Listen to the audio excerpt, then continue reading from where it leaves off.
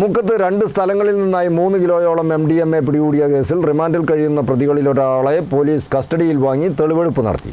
മുക്കം പോളപ്പൊയിൽ സ്വദേശി പുല്ലമ്പാടിപ്പറമ്പിൽ മുഹമ്മദ് ഹനീഫയെയാണ് മുക്കത്തെത്തിച്ച് തെളിവെടുപ്പ് നടത്തിയത്.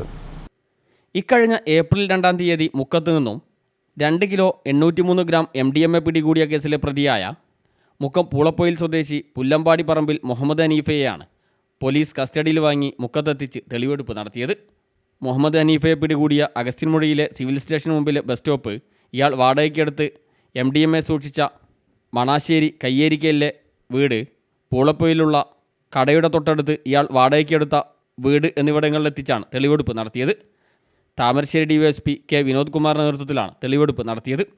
തെളിവെടുപ്പിനിടെ ദൃശ്യം പകർത്താൻ ശ്രമിച്ച മാധ്യമപ്രവർത്തകനെ പ്രതി ഭീഷണിപ്പെടുത്തുകയും ചെയ്തു.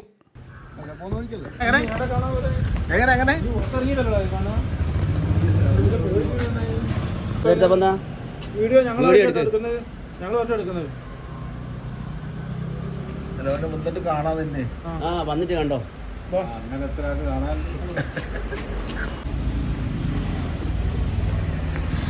ഏപ്രിൽ 2-ന് പുലർച്ചെ മുക്കം അഗസ്ത്യൻമുഴി മിനി സിവിൽ സ്റ്റേഷന് മുൻവശത്തുള്ള ബസ് സ്റ്റോപ്പിന് മുമ്പിൽ വെച്ചാണ് ജില്ലാ നാർക്കോട്ടിക് സെല്ലിലെ ഡാൻസ് ഓഫ് സംഘം മുഹമ്മദ് ഹനീഫയെ 1/2 കിലോയിലധികം MDMAയുമായി പിടികൂടിയത്.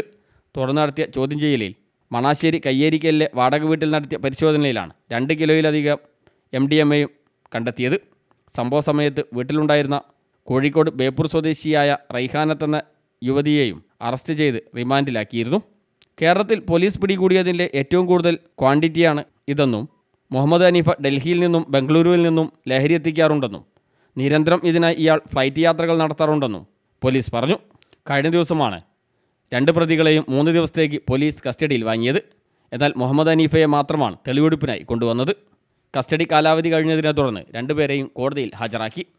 തെളിവെടുപ്പിന് താമരശ്ശേരി DYSPയോടൊപ്പം ജില്ലാ നാർക്കോട്ടിക് സെല്ലിൻ്റെ ഡാൻസ് ഓഫ് അംഗങ്ങളായ SIമാരായ രാജീവ് ബാബു, പ്രകാശൻ, ASI ജയരാജൻ, അഷ്റഫ്, SCPO രതീഷ്, ജിനീഷ്, ഉജീഷ്, പ്രശാന്ത് എന്നിവരും ഉണ്ടായിരുന്നു. News bureau, Mukkam.